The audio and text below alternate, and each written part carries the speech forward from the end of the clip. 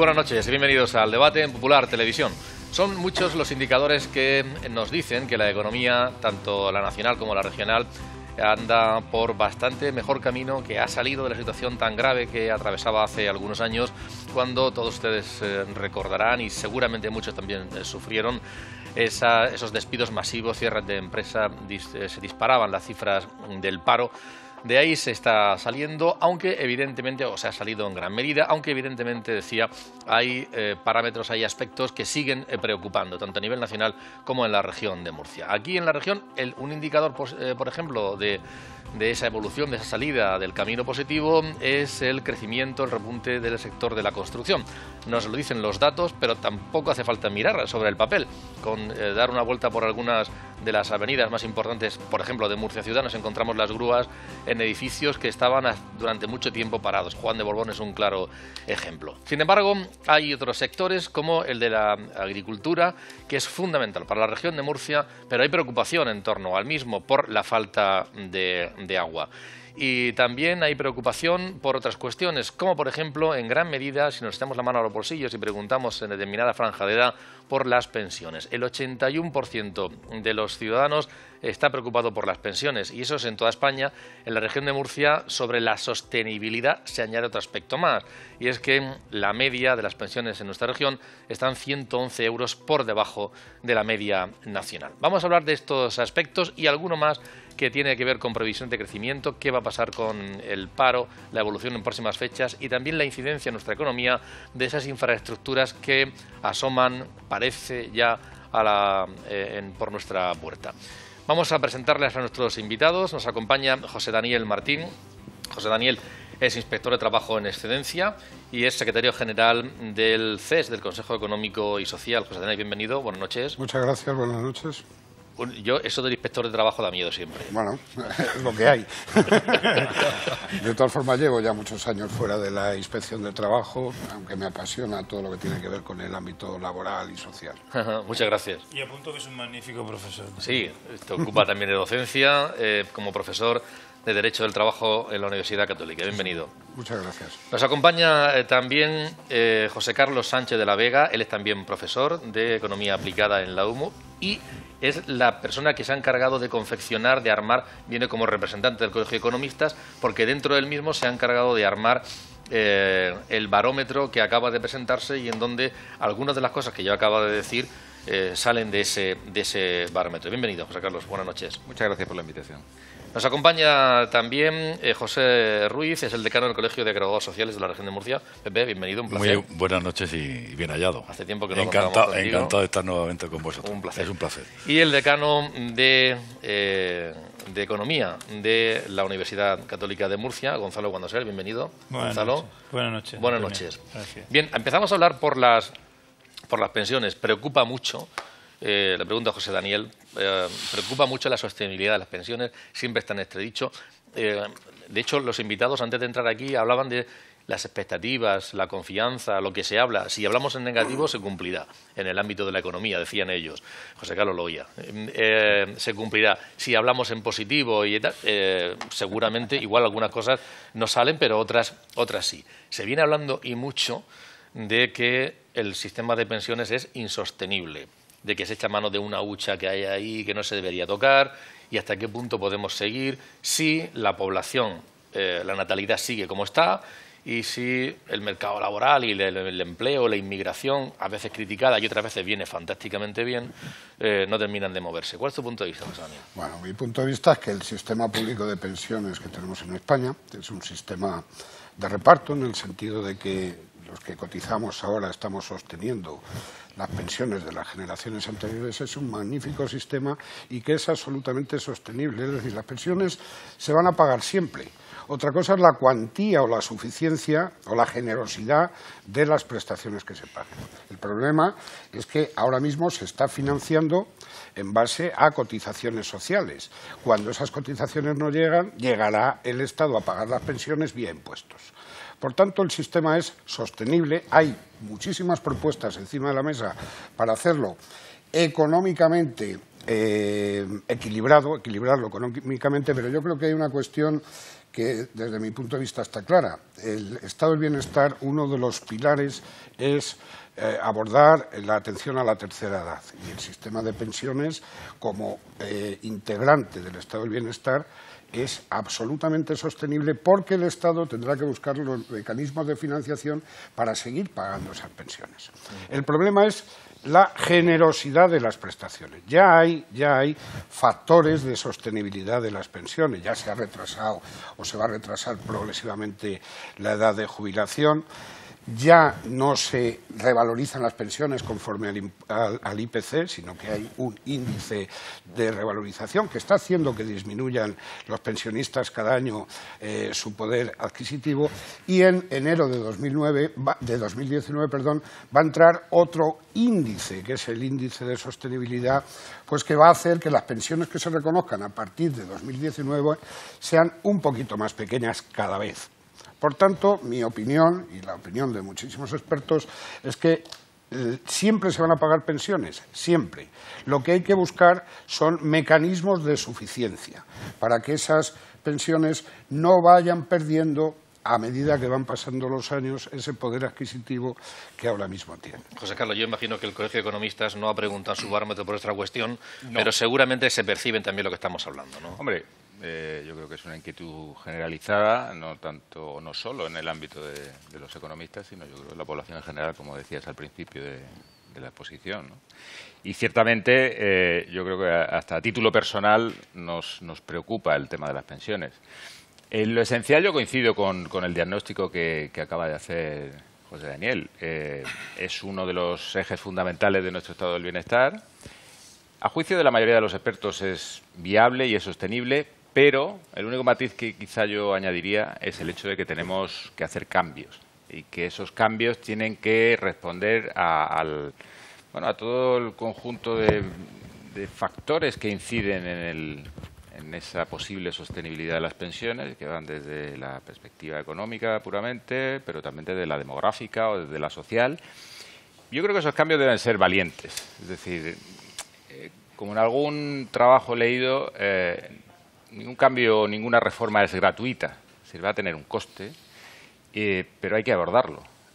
Mantener la situación o cerrar los ojos a la realidad no nos llevará a ningún buen puerto.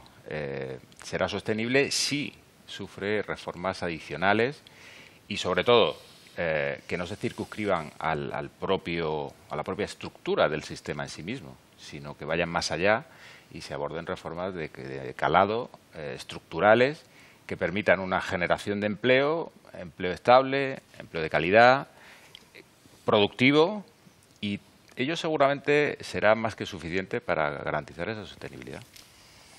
Pues yo una declaración de principio. Yo creo en el sistema de seguridad social. Yo creo en el sistema de seguridad, sí, es cierto, sin perjuicio de que hay otros sistemas alternativos, ¿no? Por ejemplo, los planes de pensiones privados. Pero creo que el sistema de seguridad social, en principio, tal como está configurado, este sistema de protección no va a quebrar. En todo caso, como último recurso, se habrá que echar mano a los presupuestos generales del Estado, ¿no? Si es que hay que echar mano a esas partidas de esos presupuestos generales. Pero efectivamente, es decir, las reformas que se están planteando hoy no son nada nuevas. Yo recuerdo cuando Mirón de Alta, también Seguridad Social, hace muchos años, se cogía para calcular la pensión los 2 últimos años cotizados. Fíjate, los 2 últimos años. Aquello daba lugar a un fraude también, ¿no? Y es que tú cotizabas durante toda tu vida laboral sobre una base mínima y luego en los 2 últimos años incrementabas la base de cotización al máximo, con lo cual te quedaba una pensión bastante generosa para la contribución que tú habías hecho al sistema. Aquello se corrigió hace ya muchísimos años. Luego fueron 5, luego fueron 10 y ahora ya, contra el acuerdo con el Pacto de Toledo, parece ser, pues a toda la vida laboral, que no es ningún disparate. Hombre, y lo último que ha propuesto la ministra, sobre todo teniendo en cuenta esta época de crisis que hemos tenido, el que yo pueda elegir determinado año para mi pensión, yo creo que es importante también. Claro, si todos recordamos, no lo recordamos, pero las pensiones nacieron al principio del siglo XX. A principios del siglo XX. Claro, la expectativa de vida eran 45, 40 años, así. Con lo cual, claro, lo que se llamaba el SOBI o el retiro obrero, que hacía falta lo que entonces se llamaba una perra gorda, con una perra gorda que tú hubieses cotizado, tenías derecho a cobrar pensión, fíjate. Y luego ya pasaron a 1.800 días y bueno, ya al sistema actual. Claro, en aquel tiempo, ¿quién llegaba a los 65 años? Pues muy poquita gente. Los matusalenes que se decían, ¿no? Pero no llegaba nadie. Con lo cual, claro, el sistema era pues infalible, no podía fallar, por muy pocos cotizantes que hubiese. Eso hay que revertirlo. Y para eso hay que descargar determinadas prestaciones o reducciones, bonificaciones de la seguridad social. Tenemos que darle un enfoque distinto a lo que es el sistema de seguridad social, que creo que es sostenible perfectamente, ¿eh? Perfectamente, se me ocurre. Por ejemplo, ahora mismo, pues hay una serie de reducciones a la seguridad social que es para la creación de empleo, ¿no? Para incentivar el empleo. Vamos a ver, el incentivar el empleo es un tema de Estado. De los 40 y tantos millones, 45, 46 millones de españoles que somos. No solamente de los que estamos cotizando, sino de toda la nación. Pues eso hay que quitarlo de ahí. Y que no vaya con cargo a los presupuestos de la seguridad social. ¿Queremos crear empleo? Eso es algo que afecta a los 46 millones de españoles, que vayan con cargo a los presupuestos generales del Estado y no precisamente a esa partida. Bueno, hay multitud de propuestas, una, en fin, que se salen un poquito de tono. Pero bueno, creo en la seguridad social y creo que hay que seguir manteniendo. En cualquier caso, ¿por qué llegamos aquí? Porque se habla de eso, se ha dicho alguna, ¿no? Los años de vida, sí. La crisis que hemos pasado, que seguramente el mercado de trabajo lo ha dejado condicionado, la natalidad, no sé, ¿por qué se pone en entredicho o se genera esa preocupación? Bueno, vamos a ver, mira, yo creo que se ha creado una alarma general que yo creo que la ha creado el propio concepto de la hucha de las pensiones, ¿no? La hucha de las pensiones es un concepto que se crea en el año 2000, que en realidad es más estético que otra cosa, porque la hucha de las pensiones lo único que hace es hacer visible un dinero que se ahorra, pero que se creó para poder jugar con él, para poder generar dinero. De hecho, se generó mucho dinero jugando con ese. Pero eso no quiere decir que cuando se acabe la hucha se va a quedar la gente sin cobrar pensiones, que es el problema que ha transmitido a la sociedad. Es que solo quedan 8.000 millones. Señores, no pasa nada. Cuando se acabe la hucha, que no existía antes del año 2000, repito, se cubrirá por los presupuestos generales. Por lo cual, la hucha se creó solo para poder generar más dinero jugando con ese dinero. Esa alarma hay que quitarla. Aunque se acabara la hucha mañana, se seguirían pagando las pensiones. Por un motivo fundamental, porque la ley lo establece así. Luego, primer precepto legal de tranquilidad. Segundo, porque los políticos ya se encargarán. Aunque no estuviera obligado por ley, la población va envejeciendo. La mayor masa de votantes que va a haber en los próximos años vamos a ser gente cerca de la jubilación, por lo cual ya se encargarán los políticos de no tocarnos o de no tocar a su mayor masa. Y tercero, yo pienso, y hablando ya en soluciones, ¿no? Es un sistema de reparto, lo han dicho, es muy claro. Lo que entra de cotizaciones que estamos cotizando nosotros es lo que paga las pensiones de los que trabajaban antes. ¿Cuál es el problema? Que por un lado cada vez hay menos gente que entra a trabajar, que son los que nos van a sostener a nosotros, y cada vez hay más gente que tenemos que sostener. Ese es el sistema de reparto establecido en Alemania en el siglo XIX, cuando la edad media eran 40 años. Sí. Está claro, ¿vale? Bien, yo estoy de acuerdo en que es sostenible. También creo que se pueden establecer otros sistemas. Hay un sistema de capitalización que no es yo sostengo las del futuro, sino que sostengo las mías. Las cotizaciones que yo tengo se me guardan en una especie como de hucha personal y yo voy jugando con ello y eso es lo que tengo al final. No digo que sea puro, pero se puede establecer como en Suecia, que hay un porcentaje. Pero si se mantuviera este de reparto, yo estoy de acuerdo con vosotros en que se pueden hacer ajustes. Se puede ajustar, por ejemplo, dejar que la gente trabaje más tiempo, dejar que los jubilados puedan realizar algún otro trabajo, se puede jugar con la base de cotización, es decir, que hay elementos de los que se está hablando, lo que pasa es que hay que ponerse de acuerdo, hay que sentarse de verdad, hay que retomar el Pacto de Toledo, hay que llegar a un acuerdo de todos los partidos políticos y reformar este sistema que es perfectamente sostenible, por lo cual, primer mensaje, eliminar la alarma absolutamente. José Carlos. Bueno, yo también soy poco dado a crear alarmismo, ¿no? Lo que comentábamos antes de generar expectativas negativas. Pero también es verdad que las cifras, como suele decirse, cantan. Y es cierto que todas las estimaciones, sobre todo en el ámbito demográfico, vislumbran un panorama no a corto plazo, pero sí en un escenario de 15, 20 años preocupante, cuando menos. Claro. Es verdad que legalmente nadie tiene por qué temer, pero como decía al principio José Daniel, la generosidad va a seguir siendo la misma. En España la tasa de sustitución es una de las más altas de toda la OCDE. Es decir, la relación... No será baja. ¿Eh? Las tasas... No, la relación que existe entre la pensión media y el salario medio recibido los últimos. Yo creo, José Carlos, que es bueno introducir alguna reforma, no solamente en ajustar el sistema actual, sino introducir otros métodos, como he dicho, de capitalización y tal. Estoy de acuerdo contigo. Pero yo creo que sí es importante quitar esa alarma. Es que hay mucha gente que efectivamente, esa correlación entre la hucha y el sistema yo creo que es errónea. Es decir, claro, es totalmente errónea y eso hay que eliminarlo. Si se acaba la hucha mañana no vamos a dejar de cobrar la Ya hubo aquello, que si no se recordaréis, pero las antiguas mutualidades laborales era eso, un sistema de capitalización. Yo lo que hacía es que todo lo que cotizaba iba a mi cuenta, a esas mutualidades laborales, hasta que en un momento determinado pues un partido socialista dijo, no, mire usted, universalidad de las pensiones, universalidad de la asistencia sanitaria, y fuera todas las mutualidades laborales se conserva todavía alguna mutualidad, como pues el abogacín, hay varias mutualidades, pero que tienen también pues unas pensiones muy bajas, hay que reconocerlo, ¿no? Está claro que el sistema de reparto se estableció cuando la edad media de esperanza de vida eran 45 años, ahora son 81 para los hombres, 86 para las mujeres, y no puedes estar 21 años pagando una pensión. Las mujeres tienen, van la segunda, los primeros las japonesas y después las españolas. Y los españoles somos los de promedio. Yo quería decir que reformas para la sostenibilidad ya se están introduciendo desde el año 2013, como comentamos, se ha ampliado el periodo, la edad de jubilación, progresivamente se ampliaría hasta los 67 años en 2027. Esa es una reforma que ya desde el año 2013 se ha puesto en marcha. Y luego hay otra que entra en vigor en 2019, a la que yo me refería anteriormente. Claro, 2019 va a llegar. Esto sí que va a suponer una merma en las pensiones, porque ya se va a tener en cuenta ese factor de sostenibilidad donde a la hora del cálculo se va a introducir la referencia a la esperanza de vida.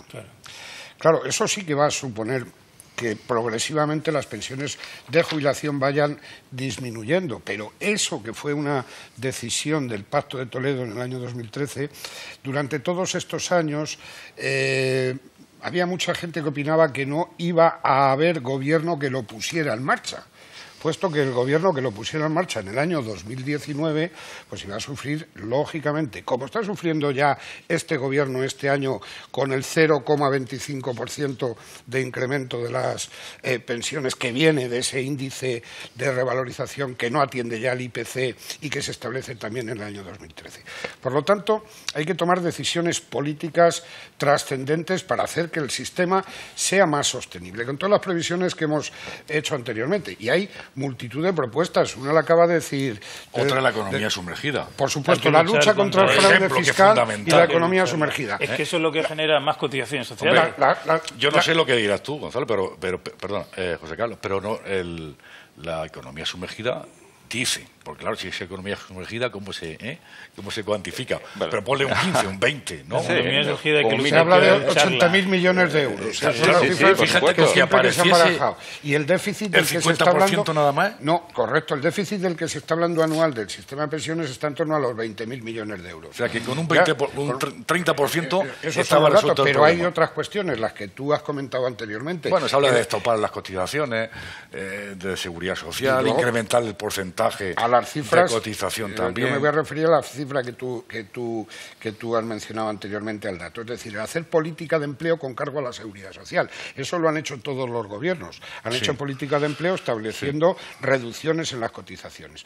Eso se estima que son 2.000 millones de euros al año, lo que supone de merma a las arcas de seguridad social. Por lo tanto, hay multitud de propuestas que se pueden hacer. Hay que fomentar el ahorro privado. Vienen otros planes de jubilación privado o bien de otra manera. Uno puede también ahorrar para la jubilación comprando una casa o un piso. Es decir, hay otros sistemas, pero hay que motivar y sobre todo crear empleo de calidad, porque evidentemente hay que seguir generando empleo de calidad que permita sostener las pensiones de la gente de 30 años. Lo que tú acabas de decir, ¿no?, de los planes de pensiones privados, pues hombre, que en otros países, ¿no?, por la referencia que tenemos de Europa, pues es algo muy normal, ¿no?, que yo pensando en mañana, pero claro, cuando tienes 30 años, puta, aquí que yo me jubilo a los 67, veremos a ver qué pasa a los 67 años. grave error. Pero esa conciencia se está generando ya, ¿eh? Sí, pero en cambio, fíjate, ayer leía pues un artículo sobre ese tema y había descendido el ahorro. Había descendido... Pero la inversión en plan de pensiones privadas. Sí, había descendido. Un porcentaje muy pequeñito, pero que había sufrido una disminución, ¿no? Yo decía que, le doy la palabra a José Carlos una vez que veamos esta encuesta. Hemos cogido además unas personas de un, digamos, perfil de edad que es interesante, porque seguramente andan preocupados por esta cuestión. Y lo que nos dicen es muy interesante. Escúchenlo ustedes. Pues ahora mismo bastante, porque no voy a llegar a cobrarla. Tengo un plan de pensiones, aunque últimamente no puedo aportar demasiado. Con el plan que hay ahora mismo va a ser un poco complicado.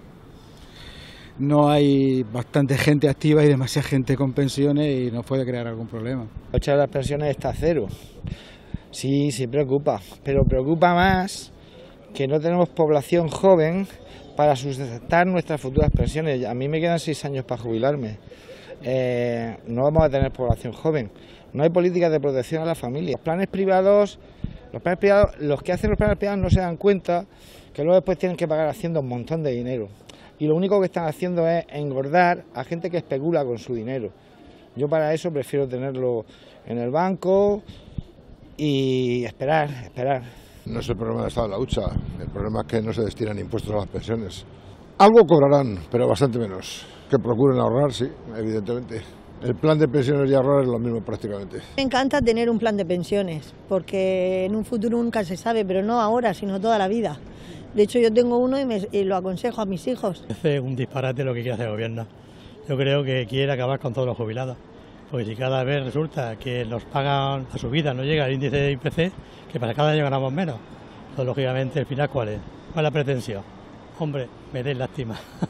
Muchas veces prefiero estar ya casi avanzado por no ver lo que os espera a vosotros como sigamos en el sistema que estamos actualmente. Creo que es un engaño, ¿no? Yo he sufrido un tema de pensiones privadas y la verdad que no se lo aconsejo a nadie, ¿no? Prácticamente. Bueno, la preocupación en parte de todos y luego lo de la solución. No le aconsejo a nadie un plan de pensiones, sí le aconsejo a la gente un plan de pensiones, la hucha de las pensiones. Ha quedado clara la asociación, de que se acaba la hucha, se acaba la pensión. No es verdad, no es eso no es así, no es cierto, eso hay que decirlo. Luego también se nota un poco que hay esa sensación negativa hacia los planes privados de pensiones. No sé por qué será, pero yo creo han cambiado. Ahora, por ejemplo, se puede sacar el dinero a los 10 años, se ajusta en función del paro, tienes una deducción. En la cuota pagar. Pero yo repito, no hay por qué ahorrar para la jubilación solo en plan de pensiones privados, para complementar la pensión. Se puede hacer vía inversión en porque te compras una pequeña nave, un pequeño apartamento, una casa, una vivienda. Sí, no, ¿Qué te pareció la encuesta? Hombre, yo creo que la encuesta es bastante próxima a lo que todos escuchamos o podemos escuchar día a día, ¿no? No es un barómetro, José Carlos, pero bueno. No, pero quizás sea más fiable en cuanto a la percepción de la sociedad sobre un problema concreto como puede ser el de las pensiones. No, yo coincido en esa circunstancia de que quizás esté creando una opinión errónea de la situación, en tanto en cuanto no es un problema de corto plazo, es decir, esas afirmaciones que al principio se hacían respecto a no sé ni si voy a cobrar, ¿no? Bueno, con ciertas edades hay la absoluta certeza. Y la absoluta certeza de que incluso no va a haber mermas sustanciales. Es verdad que tú hacías referencia al factor de revalorización, pero ese factor de revalorización de las pensiones, perdón, de sostenibilidad de las pensiones, yo no creo que tenga un impacto muy sustancial en breves intervalos de tiempo. Estamos teniendo en cuenta que se calcula sobre la esperanza de vida al nacer, se revisa cada 5 años y sobre las personas de 67 años. Es decir, que la merma que puede generar... Pero al final es una merma. Por supuesto, pero es que es una merma que todo el mundo, propios y extraños, está de acuerdo que hay que hacerla. Hay que hacerla. Lo único que hay que complementarla con otra cosa. Y ese complemento yo creo que no pasa, aunque pueda ser recomendable el que, bueno, pues esa mayor seguridad de cara al futuro con planes de pensiones o cualquier otra figura inversora, yo creo que debe pasar, y así lo señala el propio Banco de España, que no es dudoso de nada al respecto de este tema, sobre la tasa de empleo, la tasa de ocupación. ¿Pasa por aflorar economía sumergida? Seguramente. Pero pasa también por potenciar y realmente hacer políticas activas de empleo que permitan no solo generar empleo, sino, como decía, empleo de calidad y empleo con... Según el Banco de España, solo con las medidas que se adoptaron en la reforma de 2011 y 2013, más en la brecha que podemos reducir respecto a los niveles de tasa de ocupación que existen en el promedio de la Unión Europea, con eso conseguiríamos la sostenibilidad. Mira, las políticas de empleo que están muy bien, ¿no? Paradigma, políticas de empleo. Mira, aquí no hay política de empleo. Aquí quien crea empleo son las empresas. Y aquí lo que tenemos que generar son las condiciones para que haya un cambio donde realmente haya empresas de futuro. Y no empresas, es muy loable que cualquiera quiera montar una empresa, ¿no? Ahora que se llama emprendedores, en definitiva. Pero no, hay que darse una vuelta por la ciudad y verás que cada 4 meses hay 2 establecimientos que cierran. Y hoy es de tal y cierra. Y cada vez que cierra un pequeño empresario, ese autónomo que tiene un trabajador, eso es un drama muy grande, ¿eh? Es un drama porque cierra y seguro que deja deudas, ¿eh? Seguro, porque si no, no cerraría. Y eso ocurre todos los días en la ciudad de Murcia, ¿eh? Todos los días. Mire usted, y las mejores políticas de empleo son ayudar a las empresas, así de claro. Posibilitar el que se puedan abrir empresas y posibilitar y líneas de crédito. Y no, mira, yo soy contrario a las bonificaciones y reducciones a la seguridad social. Yo soy contrario personalmente.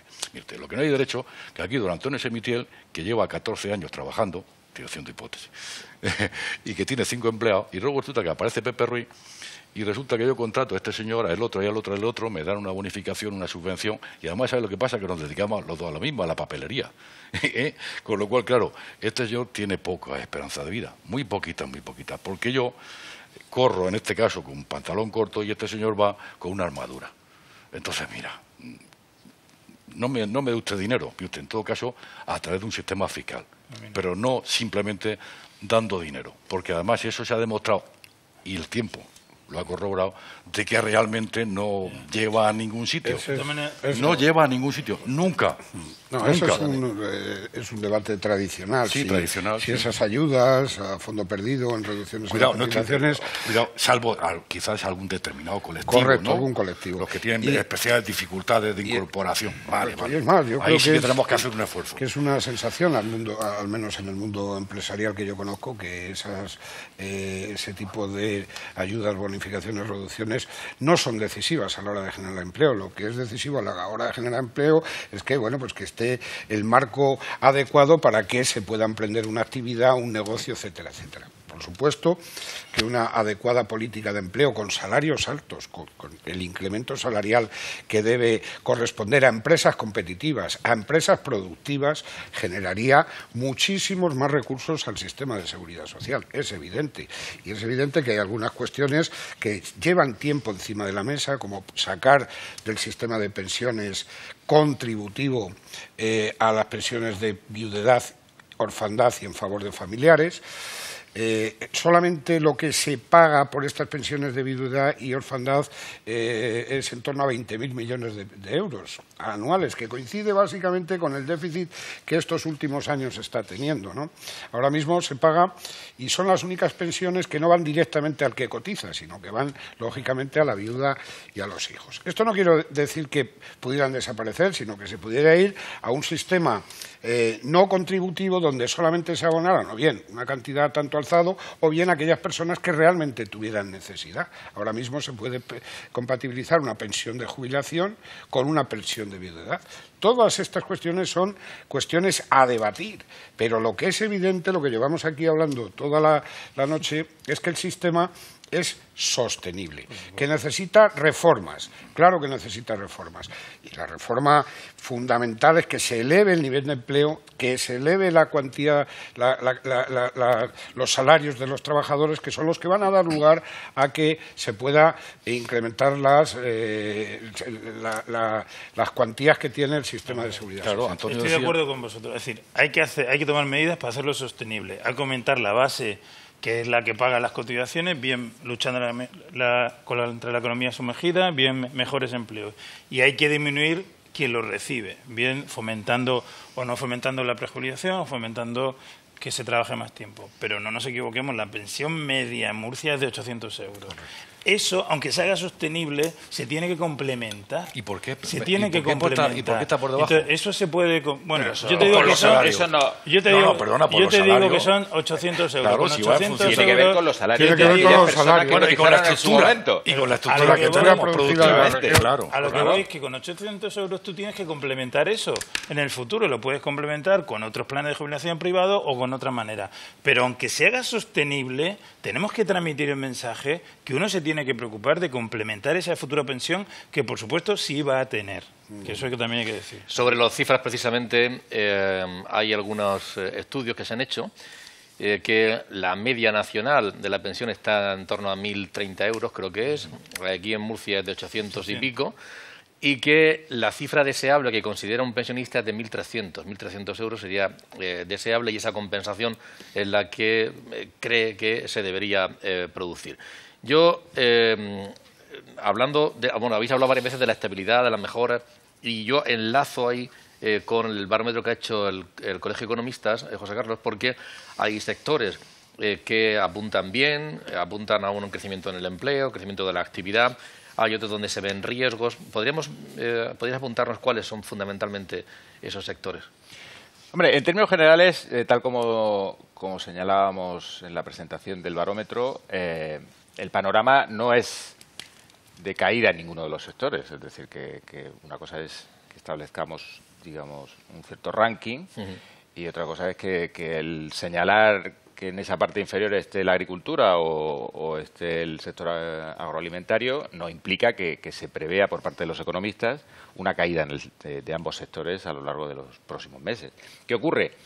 Que es lógico que se produzca un cierto enfriamiento en esa previsión que pueda existir de cara al futuro. Como consecuencia, yo creo que a nadie escapa ese escenario de incertidumbre para ambos sectores derivado de la insuficiencia de recursos hídricos. Evidentemente, eso atenaza las posibilidades de crecimiento de ambos sectores, pero nosotros no hemos llegado a la conclusión de que ambos vayan a caer o que ninguno de ellos vaya a caer. Simplemente, bueno, pues la previsión que se podía hacer hace 6 meses es un tanto menos favorable, pero sigue siéndolo. Por el lado de arriba de ese ranking al que antes hacía referencia, yo creo que quizá bueno, ambos son importantes, ¿no? Por una parte, las nuevas tecnologías. Antes hablábamos de la productividad. Y la productividad, en cierta medida, o la mejora productiva, pasa por esa innovación tecnológica. El hecho de que desde el colectivo de economistas, bueno, que no deja de ser, pues es una opinión de un determinado ámbito de la sociedad murciana, pero cualificado en cualquier caso, en principio conocedor de esa realidad. Bueno, pues el hecho de que se prevea el que esas nuevas tecnologías estén siendo líderes en el crecimiento de la economía regional, yo creo que es una buena señal. Es una buena noticia para la economía. Lo señalábamos también, si lo recuerda José Daniel, cuando hablábamos de la presentación del índice de competitividad regional, que las nuevas tecnologías se han comportado bien en la economía regional. Es verdad que tenemos un desfase, ciertamente, pero la evolución que está mostrando en los últimos años es favorable en nuestra región. En consecuencia, yo creo que, como decía antes, el hecho de que lidere el crecimiento, a juicio de los economistas, las nuevas tecnologías, es una buena señal. Y el segundo sector quizá que habría que remarcar, y que quizá también se haya remarcado, no sé si en exceso, pero así ha aparecido en los medios de comunicación, es el sector inmobiliario, el sector de la construcción.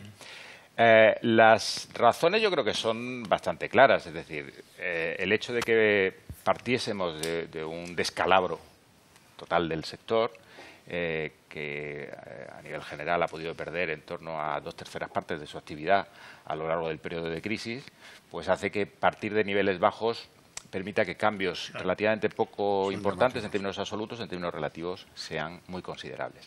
Y por otro lado, la reactivación del sector es hasta cierto punto lógica, ligada al propio devenir de la economía en general. Y por tanto, yo creo que para algunos era un tanto extraño el resultado obtenido, pensando que no se veía movimiento, pero habría que señalar que no es solo construir casas, Es decir, el sector de la construcción no es solo vivienda nueva, sino que también están las infraestructuras de las que hemos hablado con antelación, ¿no? Y un matiz adicional que tiene que ver con cuál es el impacto que va a tener sobre la economía en general. Y ese impacto hay que clarificarlo. El hecho de que digamos, o se diga, a tenor de las opiniones recogidas, que agricultura o que industria agroalimentaria no vayan a ser las que más van a crecer, no implica que dejen de tener o de jugar el papel que están o que han venido jugando tradicionalmente en la economía regional.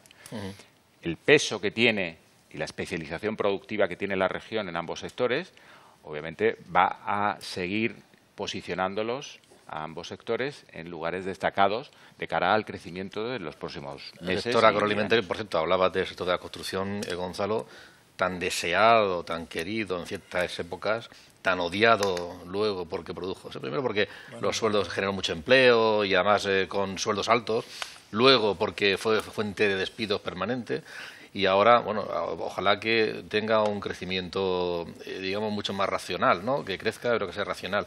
Y luego el turismo, fundamental también, hemos hablado muchas veces de ello, y la agricultura, aunque con esa espada permanente del agua que genera preocupación, ¿no? Vamos a ver, un sector no es malo en sí mismo, el sector de la construcción no es malo. Es decir, lo que es malo es el uso que se hace muchas veces cuando se utiliza un sector para tirar de una locomotora que era ficticia. Se construyeron casas que no hacían falta, en sitios donde no hacían falta, es decir, que se hizo mal, pero el sector en sí mismo no puede ser malo. Al revés, yo creo que ahora está, como ha dicho José Carlos, volviendo a los niveles normales y óptimos que debe tener el sector de la construcción dentro del PIB regional, alrededor del 10% aproximadamente. Estaba mucho más bajo, ha llegado a estar bajísimo, ahora está empezando a subir, yo creo que normal. En lo que has dicho tú, para mí lo más importante es que, partiendo del barómetro del Colegio de Economistas, lo que dicen los economistas es que la sensación en general es positiva, de cierta incertidumbre, pero positiva. Y utilizo la palabra incertidumbre porque siempre he dicho aquí que el peor enemigo de la economía es la incertidumbre. Y ahora mismo, sobre esa sensación positiva, hay dos losas para mí muy importantes. Una es la política, es decir, lo que está pasando en Cataluña, que de alguna manera está afectando a la imagen nacional que tenemos todos del país donde estamos y lo que puede pasar. Y otra, la hídrica, es decir, tenemos un problema aquí del agua fundamental, que eso a los murcianos pues nos preocupa muchísimo y afecta a un sector importantísimo como es el agua. Y luego volvemos al tema de las infraestructuras, ¿no? Es decir, para poder realmente solidificar ese crecimiento de la economía murciana, pues necesitamos el corredor mediterráneo, necesitamos el AVE, necesitamos Camarilla, necesitamos el aeropuerto, necesitamos el puerto de Gorguel, es decir, que realmente todo eso se ponga en marcha porque hay mucho más de promesas por ahora que de realidades. Sí, bueno, parece que este año se va a dar un impulso importante a las infraestructuras. Por otra parte, ya va siendo hora, ¿verdad? Porque creo recordar que desde el año 2000 estamos esperando ya con una planificación la llegada del AVE y el aeropuerto. Luego hay un proyecto estratégico al que Gonzalo se ha referido, que es el Gorguel, que parece que está ahí en el limbo, ¿no? Pero yo creo, y en fin, la opinión de muchísima gente, que sería un proyecto clave y estratégico para esta región. Yo del informe del barómetro del colegio, más los informes de coyuntura económica que nosotros también realizamos en el Consejo Económico y Social, deduzco que hay luces y sombras en la economía regional. Hay una luz importante de la que no hemos hablado y es el incremento de las exportaciones a lo largo de estos años y también en 2017, que es realmente significativo. Yo creo que es la primera vez que la economía española y la economía regional en concreto donde las exportaciones tienen un peso tan significativo. Y eso yo creo que cambia un poquito también para bien el sentido de la economía regional, ¿no? En el sentido que tenemos mercados fuera, no dependemos del mercado interno y las empresas murcianas han sabido, y yo creo que a lo mejor en algunas ocasiones era su única salida, han sabido internacionalizarse y buscar los mercados fuera. Y luego hay alguna sombra importante, como es pues la sombra de que no hay una recuperación salarial. Es decir, seguimos teniendo los salarios o de los salarios más bajos de España. El empleo tiene la sombra de la temporalidad. En el año pasado sí que es verdad, en 2017, que se han creado 14.000 puestos de trabajo, hay 14.000 ocupados más. Eso es indiscutible que el empleo está avanzando. Ahora, hay que ver la clase de empleo que tenemos y, sobre todo, el factor de temporalidad, que es muy acusado en la región. Yo creo que ahí es donde tiene que llegar la recuperación, al empleo y a los salarios. Una vez que se logren esos objetivos, podremos hablar entonces plenamente de recuperación. Por lo tanto, hay luces y sombras, sectores que vuelven a ser pujantes.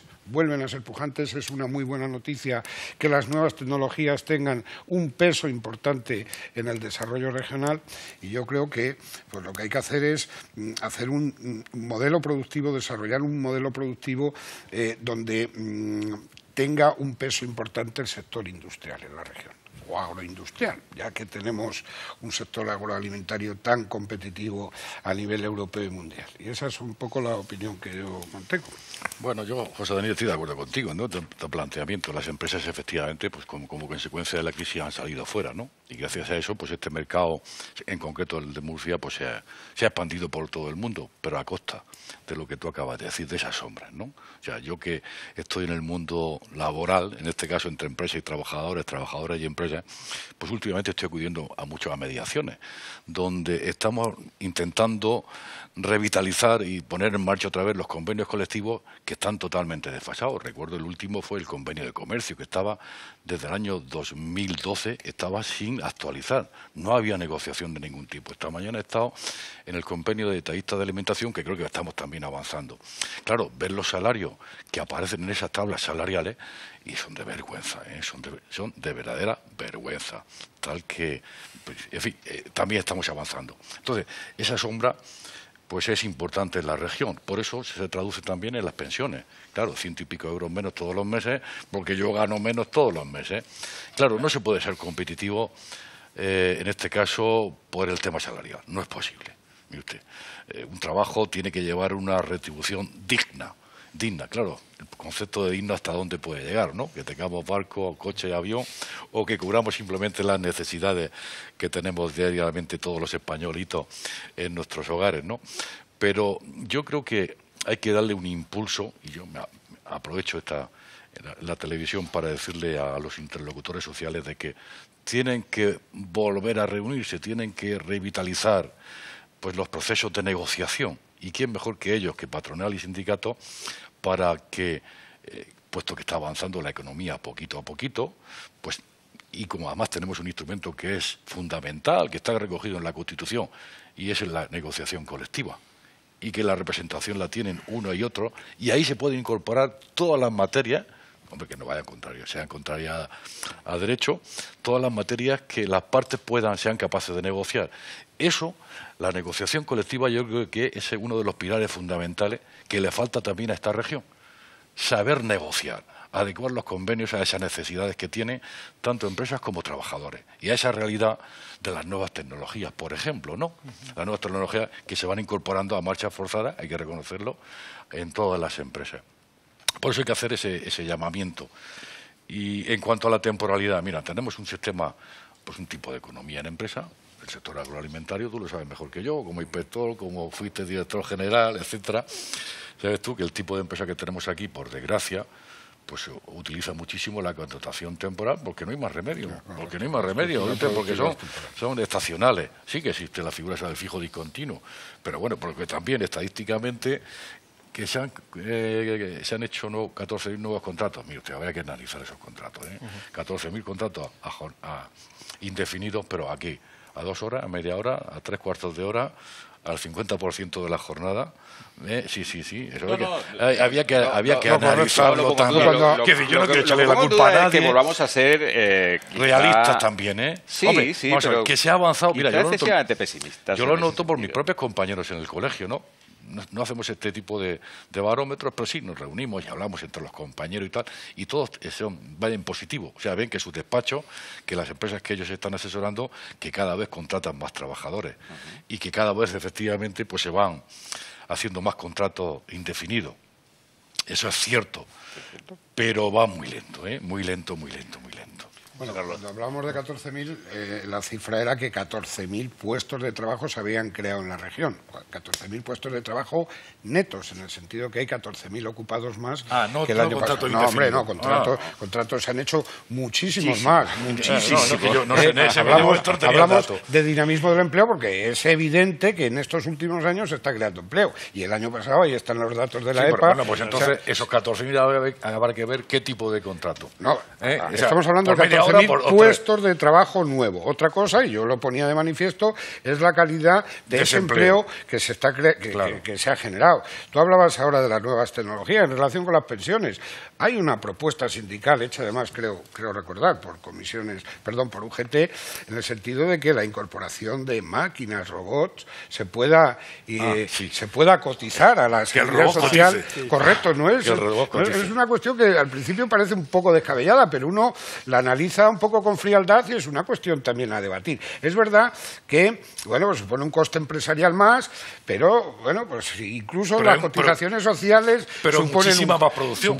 Entonces no es una cuestión baladí, insisto que no es algo que se haya planteado ahí de un momento para otro, sino que lo ha planteado el secretario general creo recordar, de UGT, que es pues, la organización sindical junto con Comisiones Obreras más representativa en España. José Carlos, el BBVA prevé que se ralentice el crecimiento, no que no se crezca, sino que se siga creciendo, pero no con la expectativa que había, un poquito menos, en torno al 2,6%, y que en la región de Murcia, y que a nivel nacional, pues entre el 18% que tenemos de paro se queda en 17%. ¿Esos datos son buenos, malos para la región de Murcia? ¿Qué puede suponer? Bueno, van en la línea, es decir, que a juicio de las principales entidades de previsión, tanto a nivel nacional como internacional, y en el ámbito regional, aunque sea mucho más limitado, también lo han puesto de relieve, y es que el panorama de 2018, aun siendo favorable, pero es algo menos de lo que lo ha sido durante los años precedentes.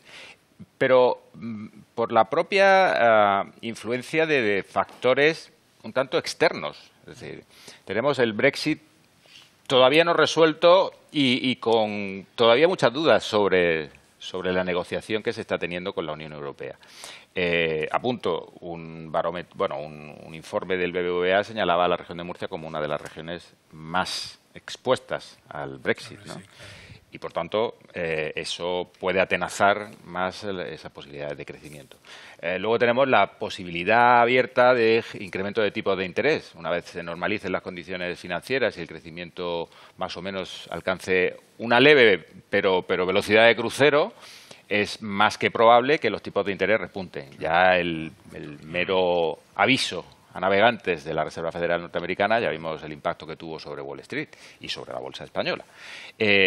No es previsible que sean importantes alzas, pero cualquier incremento de los tipos de interés, cualquier estrechamiento de las condiciones monetarias, lógicamente va a tener o va a incidir negativamente en el crecimiento económico.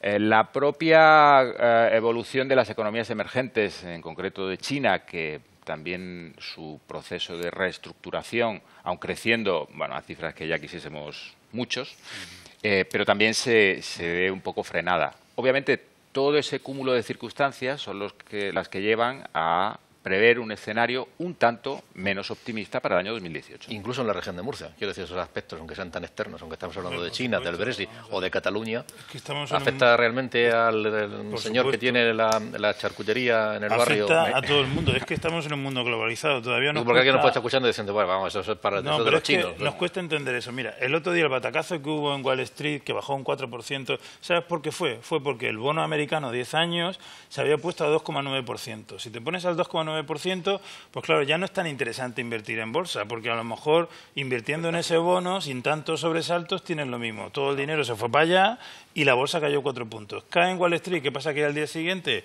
que se hunde la bolsa española, se hunde en toda la bolsa europea. Es decir, estamos en un mundo mucho más concatenado de lo que nosotros somos conscientes. Y lo que pase allí nos afecta aquí, seamos murcianos, seamos cartageneros o seamos de donde seamos y tengamos el puesto que tengamos. Pero yo quiero remarcar una cosa. Estamos creciendo. Estamos creciendo al 2,6. Es decir, hace 7 años estamos en una crisis horrible.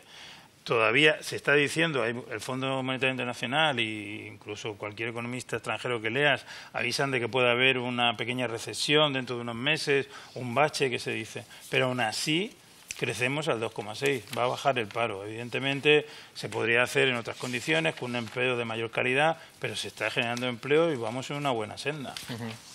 Sí. No, se está creciendo. El último cuatrimestre del año, según la IREF, ¿no?, ha sido Murcia la región, según las previsiones, la región que más ha crecido de España. Por lo tanto, además, con una diferencia casi de 4 o 5 puntos. Pero, pasa que, lo hablamos en algún programa, José Daniel, que parece que el empleo en la región de Murcia, o el paro, tiene los movimientos más bruscos que la media nacional. Es decir, cuando se destruye empleo, aquí se destruye más. Y cuando se crea empleo, parece que tiramos nosotros.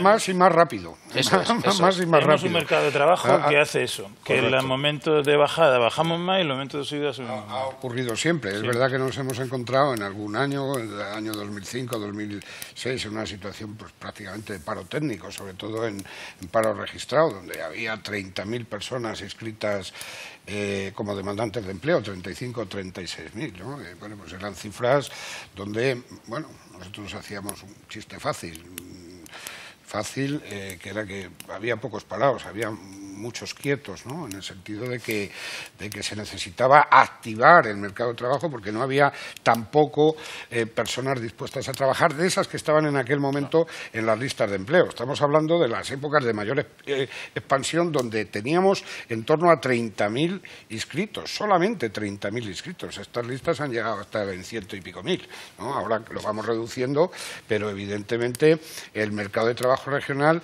tiene unas peculiaridades que hacen eso, ¿no?, que hacen que, igual que cuando se crea empleo, se crea más rápido que en ningún lado de España, cuando se destruye empleo somos los primeros en aumentar esas listas de desempleo. El mercado murciano es que es muy peculiar, ¿no? Tú te vas, no quiero hablar de las ETT, pero tú te vas a una ETT y dices, me hace falta 200 trabajadores para la recolección de la hortaliza. Tienen verdaderas dificultades. Hoy tienen verdaderas dificultades para reclutar gente para trabajar. Y claro, uno se pregunta, ¿y eso a qué obedece?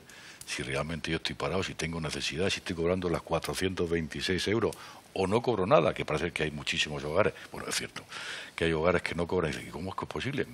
No lo sé. Hay un paro estructural. Pero que no encuentras trabajadores. Ahora cuando venga Cieza, que tú que eres de Cieza lo sabrás, no hay gente para recoger el melocotón. Hace falta muchísima gente, no encuentra. Y ojalá que no hiele ya que faltamos. Se ha dicho brevemente, y terminamos con esto, se ha hablado de las infraestructuras, la importancia que debe tener o tiene para la economía también de la región de Murcia determinadas infraestructuras. El ministro de Fomento ha estado en Cartagena, Íñigo de la Serna, y ha hablado sobre cómo las fechas que prevé para soterrar incluso en alguna zona más de la región de Murcia, para llegar hasta Cartagena un poco más tarde de lo previsto, pero también ahí se le han pedido fechas. Vamos a escucharlo brevemente y luego hablamos para terminar de infraestructuras. Vamos a licitar obra pública en Murcia en materia de ferrocarril antes del verano, con una inversión global de 740 millones de euros para hacer, por ejemplo, que el trayecto en el futuro, una vez que esté en funcionamiento Murcia-Almería, se pueda llevar a cabo en apenas 1 hora y 5 minutos. En estos momentos estamos trabajando con intensidad total en todos los proyectos que componen la conexión Murcia-Almería, y que nuestro compromiso es tener acabados todos los proyectos en este primer trimestre del año 2018, comenzar toda la parte relacionada con la disponibilidad de terrenos y licitar las obras de todo el corredor Murcia-Almería en el segundo trimestre, a lo largo del segundo trimestre del año 2018. Para terminar muy brevemente, de las infraestructuras que se habla, el corredor mediterráneo, el Gorguel, el AVE, el aeropuerto, ¿cuáles creéis, al margen de las fechas, no vamos a entrar en eso, sino es una lucha tremenda, que son realmente estratégicas, fundamentales o urgentes para la región de Murcia? José Daniel, ¿cuáles? Bueno, yo creo que no estamos hablando de muchas, estamos hablando de 4, ¿no? Evidentemente el aeropuerto regional va a dinamizar la economía regional, evidentemente el AVE parece que ya va a ser una realidad en un plazo de 3, 4, 5, 6 meses, y yo vuelvo a insistir, yo creo que el proyecto realmente estratégico que está un poquito en el limbo y olvidado es el proyecto del Gorguer, que eso sí que supondría, bueno, pues un verdadero cambio para la economía regional, puesto que es un proyecto muy importante que convertiría a Cartagena, el Gorguer, pues en un puerto absolutamente trascendental en el Mediterráneo, con una capacidad de competir con el puerto de Barcelona y el de Valencia. Y yo creo que ese proyecto habría que hacerlo viable en todos los sentidos, medioambientalmente, económicamente, etcétera, etcétera. Por lo tanto, tampoco estamos hablando de 20.000 millones de infraestructuras, estamos hablando de 4 infraestructuras básicas, donde hay 2 que están prácticamente ya en marcha. Nos faltaría el corredor mediterráneo, que es fundamental, y por supuesto el estratégico del Gorguer. Bueno, tenemos unas elecciones, ¿no?, este año que viene. Con lo cual que está claro. Sí, pero ya ni las elecciones empujan. No, sí. Pero al margen de la fecha, ¿tú cuáles crees que son fundamentales para la región? No, hombre, vamos a ver, pues hay que ser realistas. Pues, ¿cuántas elecciones han pasado desde que lo prometieron? Sí, pero estamos en una situación... No. Menos el Camarilla, pero estamos en una situación distinta. Vamos a ver. Lo que está claro es que el AVE va a llegar. El aeropuerto, aunque sea con aviones de papel, también se va a abrir, eso está claro. Y son fundamentales, importantes. Y son fundamentales. Hombre, como dice, la autovía del Bancal, que también nos ha prometido que la abre, que también... Hombre, y el Gorguel, pues efectivamente, con el famoso Camachuelo trompetero, ¿no?, del tema aquel que... Sí. No me acordé del Camachuelo trompetero, parece que fue el único problema que había. No es cierto. Yo creo que, en principio, yo me conformaría que al 31 de diciembre, y un poquito antes, tanto el aeropuerto como el AVE funcionase. ¿Son infraestructuras realmente fundamentales? Es decir, ¿realmente generan crecimiento, empleo? Hombre, generan. Eso es obvio, de manera directa y de manera indirecta. Ahora bien, de cara a, digamos, priorizar, y cuando tú hablas de cuál de ellas puede ser la más importante, yo coincidiría con José Daniel. El AVE, siempre y cuando no tenga las oportunas ramificaciones y sirva como eje distribuidor de, por ejemplo, el turismo y demás, puede limitar su impacto solo a la región al municipio de Murcia, aun siendo muy importante, y por tanto sería crucial que vaya a Cartagena y que vaya a Lorca. Que llegase a otros lugares, no sé los plazos, porque al final las limitaciones presupuestarias son las que son, pero sería, y esa conexión con Andalucía, fundamental. El aeropuerto, lógicamente, también lo va a tener. Tenemos una competencia muy directa con el aeropuerto de Alicante-Elche, que habrá que ver cómo se lucha en ese contexto. Y el caso no sé si en el Gorguel o si una ampliación, pero sea como fuere, quizá el impacto mayor sobre la economía podría venir por la vía del puerto, de un nuevo puerto, de una ampliación que permitiese el que buena parte de las mercancías que ahora se distribuyen a través del puerto de Valencia quedasen aquí, y eso revertiría muy positivamente. Valencia o Ámsterdam, que dan hasta la vuelta. Vamos a ver, la ampliación no es posible. El puerto de Cartagena está acotado. O sacas el puerto militar y te lo llevas a la Alcameca. A lo que voy es que no necesariamente tiene que ser en el Gorguel. Ese es el matiz. Pero bueno, yo me apunto al Gorguel. Quiero decir, el Gorguel lo que permite es tener un puerto de dimensiones equiparables no sé si Algeciras, Valencia... O Ámsterdam, pero que ya son palabras mayores. Ahora mismo, José Carlos, seamos realistas, el único punto donde se puede dar esas dimensiones es en el Gorguel. Yo no digo que se pueda mirar a otro sitio, pero ahora mismo está en marcha el Gorguel. Para mí, junto con el corredor mediterráneo, son las dos infraestructuras más importantes porque afectan a la industria, afectan al movimiento industrial. El turismo, evidentemente, no todo el AVE va a ir al turismo, ni todo el aeropuerto. También el aeropuerto afecta al movimiento industrial que se puede hacer, de generar gente que venga a la región. Pero para mí, tanto el corredor mediterráneo como el Gorguel son los dos más importantes que hay que poner en marcha, sea cuando sea. Pero Gonzalo, pero ahí está en el aire. Yo lo que quiero es que empiece a funcionar la parada del autobús, en este caso la parada del AVE, que empiece a funcionar ya. Sí, pero hasta Cartagena, por favor. Que no y hasta Lorca. Bueno, Lorca también, claro. Y a Lorca también. Y la conexión con Andalucía, que también la conexión con Andalucía, ¿no? Entonces sería genial, ¿no? El corredor dichoso que todos hablamos. Con la Almería murciana. Bueno, a ver si nos escucha Gonzalo o influye lo que habéis estado reivindicando en los políticos. Vamos a ver qué tienen que decidir, los de aquí y los de Madrid, ¿no? Eso espero que influya. Eso es. Son deseos positivos para la economía de la región de Murcia, que, como se ha dicho aquí, evidentemente afecta, no, aunque sean decisiones que se toman lejos, afecta mucho sobre los bolsillos de los ciudadanos.